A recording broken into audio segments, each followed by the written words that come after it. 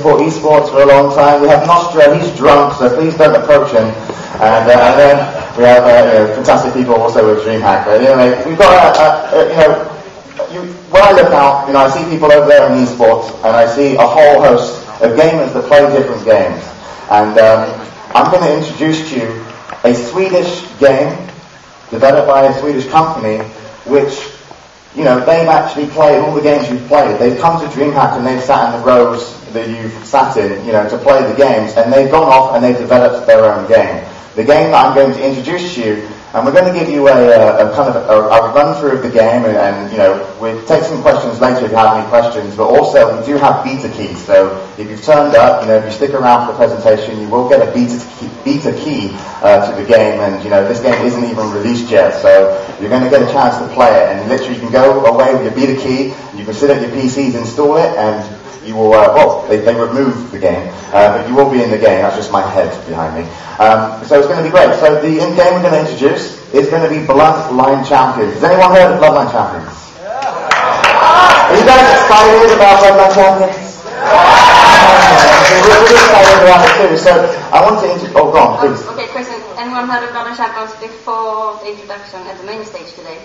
Yeah. Oh. You guys are way ahead of your time, seriously. You're way ahead. So next to me, I'd like to introduce you to Tara Peterson. She's the CEO of Stunlock Studios, the developers of Bloodline Champions. So round of applause.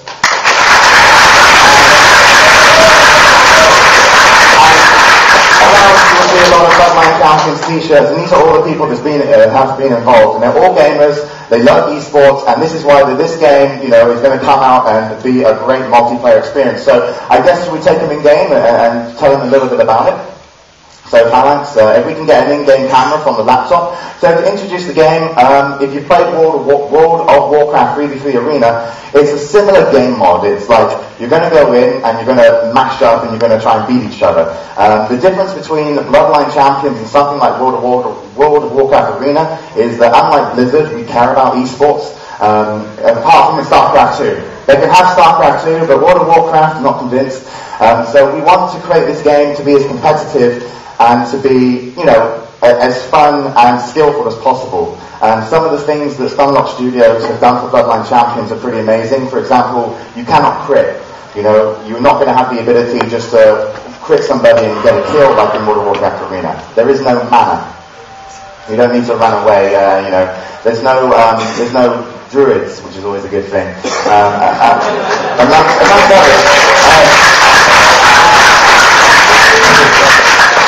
The game is designed to be fast-paced, it's designed to be fun, and it's tailored for esports, and it's going to be great. So are we in game?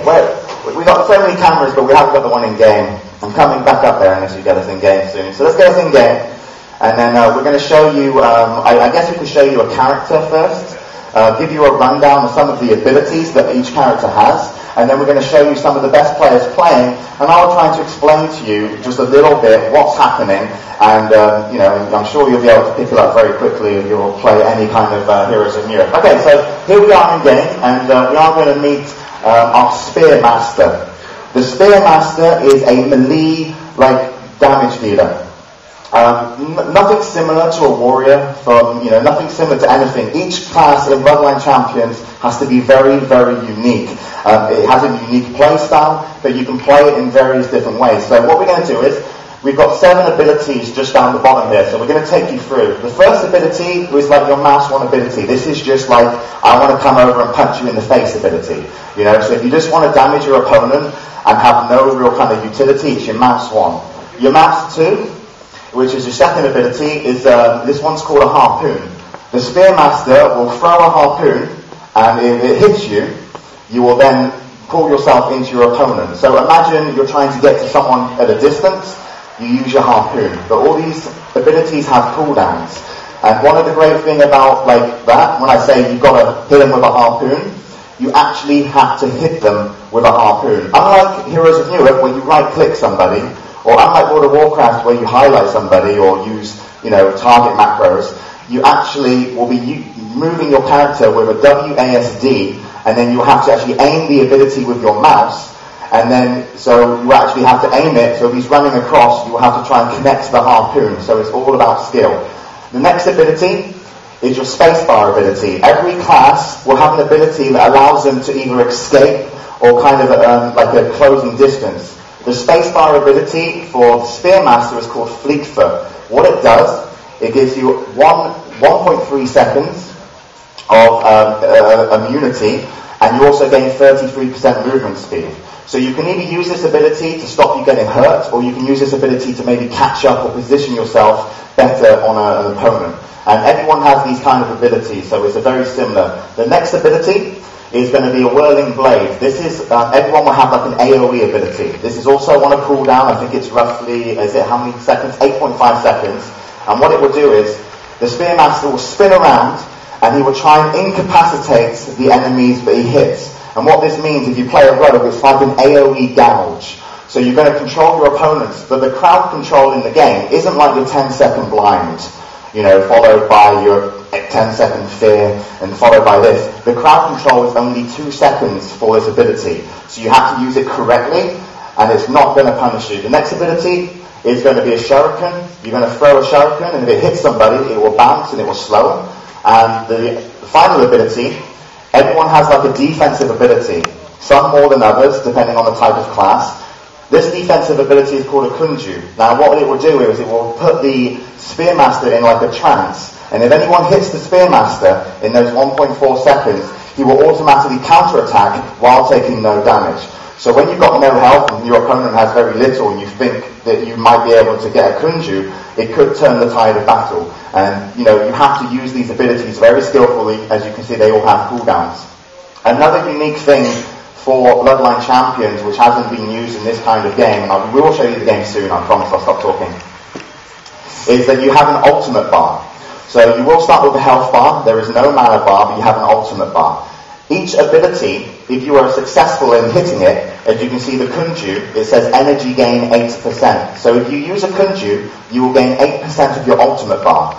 If you build 100% of your ultimate bar, you will be able to unleash an ultimate attack. So if you're playing better than everybody, you're going to hit your ultimate bar first, and you will be rewarded by unleashing like a crazy powerful attack. But they're not too crazy powerful, they do look crazy cool.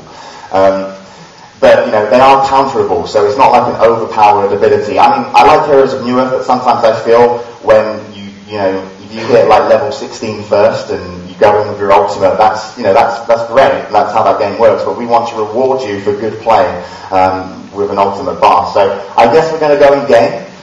We do have a 3v3 arena match lined up with the best players in Sweden.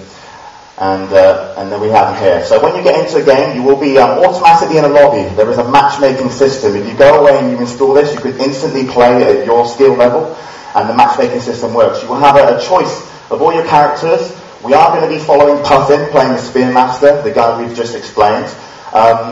There's going to be healers, tanks, ranged, and melee damage. A tank is great. Tanks don't belong in WoW Arena, but they actually belong in our arena. And the main reason being, they actually do like really good utility, and they actually save like your healer a lot better than a melee damage dealer or a ranged. A healer, obviously is going to heal, and you might ask, like, if I have to aim my attacks on somebody, you actually have to aim your heals. So you're going to have to right-click or mouse 2, and you have to aim your heal, and your heal can either miss or hit. So you actually have to be a very skillful healer to keep your team up as well. So we've got the guys picking who they're going to play. On the left-hand side for the Warm team, we've got Puffin on the Spearmaster, we've got the Jocks on a healer, and then we've also got